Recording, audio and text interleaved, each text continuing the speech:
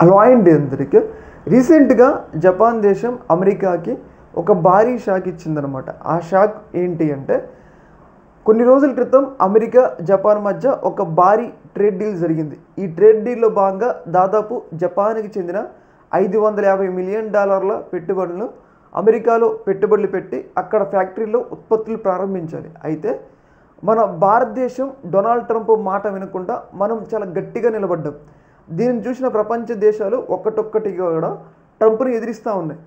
అయితే ఇలాంటి సందర్భంలో ట్రంప్ మాటలను నమ్మి $550 బిలియన్ కనుక అమెరికాలో పెట్టినట్టయితే జపాన్కి చాలా నష్టాలు ఏర్పడతాయి. ఎందుకంటే అమెరికాలో ఉత్పత్తి చేయాలంటే అక్కడ వర్క్ ఫోర్స్ కానీ అవన్నీ కూడా చాలా ఎక్కువ అనమాట. అంటే మన భారతదేశంలో ₹100 ఉత్పత్తి చేస్తే అక్కడ $200-300 అయింది ఉత్పత్తి చేయాలంటే ఒక వస్తువు.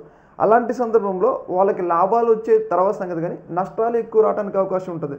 ఇప్పుడు $500 బిలియన్ అక్కడ పెట్టినా కానీ వాళ్ళకి తీవ్ర స్థాయిలో నష్టాలే వస్తాయి అనమాట. అయితే ఆల్రెడీ డీల్ కుదిరినా కానీ ఈ డీల్ని మరొకసారి పునర్సమీక్ష చేసి ఈ డీల్ నుంచి వెనక్కి తొలగాలి అని చెప్పేసి జపాన్ నిర్ణయం తీసుకుంటున్నట్లయితే వార్తలు అయితే వస్తూ ఉన్నాయి అన్నమాట. ఎందుకంటే ట్రంప్ మాటలు నమ్మి పెడితే పూర్తిగా నష్టపోయి జపాన్ కంపెనీలు కాబట్టి ఈ విషయంలో మరొకసారి పునఃపరిశీలనకి జపాన్ వెనకడుగు వేసింది.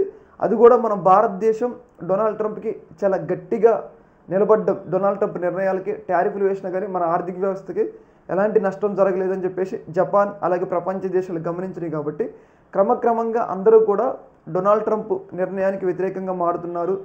ఇది కూడా మన భారతదేశాన్ని చూసా అని చెప్పేసి మనకైతే క్లియర్గా అర్థమవుతుంది. ఈ యొక్క అంశంలో మీ యొక్క అభిప్రాయాన్ని కింద కామెంట్లో తెలియజేయండి. ఓకే మరి.